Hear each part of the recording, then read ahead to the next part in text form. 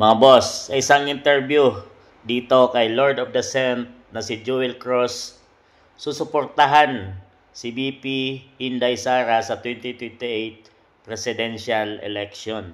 Yan mga boss, no? Sino ang mas mabango para dito kay hanghari ng pabango, si Joel Cruz?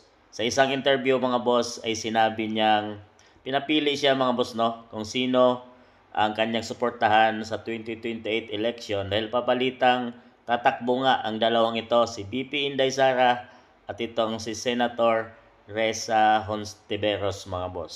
So siguradong may iiyak na naman dito at pag napanood nyo to mga boss, ating pakinggan. Pero para sa iyo, sino ang mas mabango? Risa Hontiveros o Sara Duterte? Yun. Okay. Well, yung anak ni Risa nakakasama ko sa gym. No? Oo.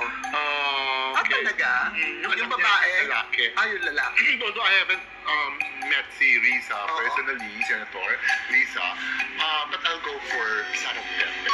Kay Sara. Wow. Sara. Oo. Yeah. Bakit? Bakit? Ito, gusto ko itanong.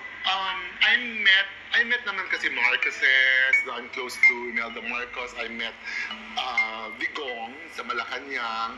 Nung nakausap ko si Digong kasi, he's very sincere there. Kung paano pinapaliwanag yung ibang tao na andun yung sinceridad niya.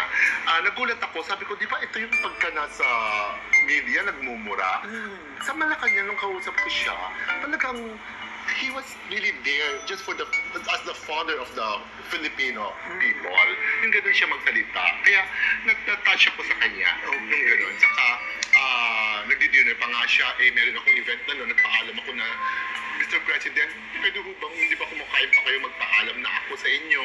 Meron pa ako next event. Oo naman, pumunta ka na. Kailangan niya, puntahan mo yan. Ganun siya kabait. Napaka-down to earth niya. Kaya, mas na, saka si Sara rin kasi.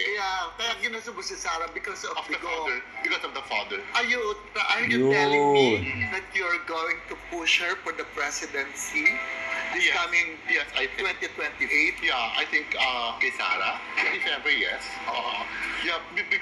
Para lang sa father niya.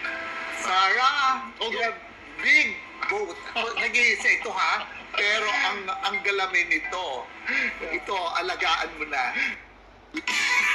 Yun mga boss, Joel Cruz, susuportahan si VP Inday Sara Duterte kung sakaling tatakbo dito nga sa 2028 presidential election. Kung makakalaban niya si Risa Hontiveros ay kay VP Inday Sara siya boboto at susuporta mga boss. Dahil sa kanyang ama kay Rodrigo Roa Duterte at nakilala daw ito ng gusto ni Joel Cruz mga boss, itong Lord of the Scent, ang hari ng pabango. Isa lang yan kilalang personalidad mga boss, pero isang malaking impact na rin yan para sa halalan 2028. So, paano naman, Senator Risa? Hindi pa man nag-umpisa yung 2028 at papalapit na yung eleksyon, mayroon ng mga taong gustong sumuporta dito kay VP Inday Sara. Itong mga bigating personalidad ng ating bansang Pilipinas. So, sa inyo mga boss, kakampi din ba kayo dito kay VP Inday or kay Risa Hontiveros kung sakaling silang dalawa ay tatakbo sa 2028 presidential election?